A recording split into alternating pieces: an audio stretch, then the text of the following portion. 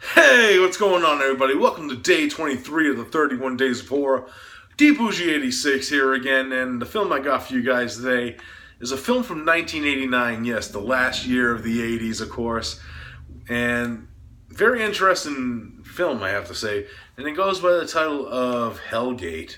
Yes, this, of course, is directed by William A. Levy, who pretty much has a weird filmography as a director, I have to say. Like his first film, of course, was Blackenstein, of course, the blaxploitation version of Frankenstein. And then he directed Shakedown USA, which is like a skating movie about skating and stuff. It's a very odd career, I have to say. Has like a reindeer movie too in the mix there. So yeah, it's directed by him, and stars Ron Palillo, of course, Horshack from Welcome Back, Kotter, and he was in that beginning scene of Jason Lives, the Friday the 13th Part 6, of course. Really interesting that he's in this film. I'll get more into that in my final thoughts on it. Now, the main plot of this one, we're introduced to this main setup of learning about the legend of this ghost town known as Hell's Gate. And what we find out about Hellgate is we find it through this urban legend, because our main characters are telling urban legends pretty much in the beginning of the movie, and we learn that about the Hellgate hitchhiker, where this is a story about this girl who was murdered by this biker gang back in the 50s, and the legend has it that her father found like this secret special stone that could actually resurrect the dead, and he uses the stone to bring her back, and her reanimated self is picking up hitchhikers along the Hellgate Road every night and stalking and killing them pretty much. That's how the urban legend that they tell goes. And as this is going on, we introduce our main character, Matt, who's played by Ron Palillo, who actually is intercepted by this young ghostly woman on the Hellgate Road. It ends up in the town of Hellgate, where it looks like it's populated at first. He's like, oh yeah, and then he gets attacked by her father, who's shooting the stone at him, and she ends up going back to tell his friends. So they decide to go to Hellgate again and investigate, and what they find is very sinister indeed. That's pretty much the main gist of the plot of this one. We're going too crazy into it. Now, my thoughts on this film. This film is crazy as all hell. First up, like I said when I talked about casting Ron Palillo in this role as the main lead, it's very interesting to say the least, because if you don't know about Ron Palillo's history, he was a homosexual at this time, and it's very odd to see.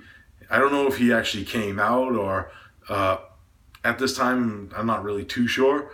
But it's very weird to see him as like a leading man character, where all these like girls are attracted to him, and there's this weird, odd, and strange like sex scene.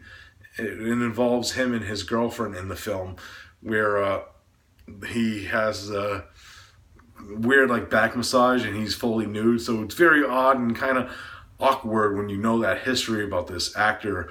So you have that going on, and then you have like the weirdness of the acting itself in the film. And I think I know why, because I think a lot of these actors are kind of like not American actors, because this film was shot in South Africa. So there's a very weird way that I think that a lot of these actors are either ADR'd in later on in the film, or they were speaking lines phonetically or whatever. That was kind of like one of the theories and one of the special features of this release that I watched from Howard S. Berger, who talks about this film and is a fan of this film. But other than that, this film has like a basic story, but it's kind of complex at the same time when it has a lot going on with it. It's kind of convoluted in its plot with the scenarios that it gives to us, especially with like the bikers and the spirits and the stone, and the way that these pretty much the ghosts of this film act, and they act pretty much similar to City of the Living Dead zombies in a way, how they interact and they get jump and go into anywhere they want type of deal, because it's very reminiscent of. This film is very feels like a Lucio Fulci City of the Living Dead type film in a way. It has a great atmosphere, I have to say, especially when we get to the town, and it has some great imagery and atmospheric moments, but in a very cheesy way too. It's a lot more cheesier than City of the Living Dead in a way, because of the tone and just the way that the story goes and the zany characters as you meet as the film progresses. But it's super fun and has a great atmosphere. I did enjoy this for what it was.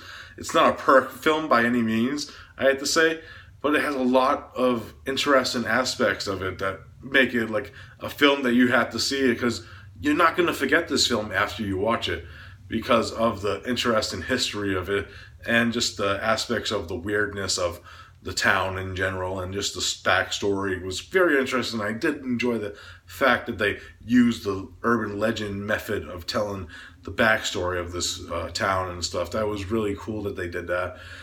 And again, great atmosphere. It has like that great foggy atmosphere that I really enjoyed. Very Lucio Fulci base. It's no ton that the director kind of resembled like a Lucio Fulci style film with this film, but in a more cheesier aspect with like the characters and, like I said, like this how the story progresses. So really fun film from the late 80s. I really enjoyed it for what it was. If I had to rate Hellgate, it's getting a solid like 7 out of 10. Really fun stuff. It's got some like great like gags and stuff and some great gores moments and really funny like decapitation scenes, I might add. Again, I'm just reviewing and watching movies with great decapitation scenes left and right, and this is one of them. Hellgate, 7 out of 10. I really enjoyed this for what it was. Really super fun. For the US guys, this is Region B, unfortunately. So you're going to need like a region-free Blu-ray player if you do want to import this edition. Because I know like this film is out of print here in the States. So unfortunately, that's the only way to get it right now, is unless you could find like the original Anchor Bay release, which I believe it was appeared in a double feature with The Pit, which also got a release from Kino last year. So that was very cool. So yeah, Hellgate, awesome stuff. All right, guys, that's it for day 23. I hope you enjoyed the review. If you've seen the film, leave some comments below. And as always, hope you're enjoying the series, guys. So I'll see you next time, which is tomorrow again. I feel like I'm repeating myself every day. So, but whatever. I'll see you then, guys. Peace out.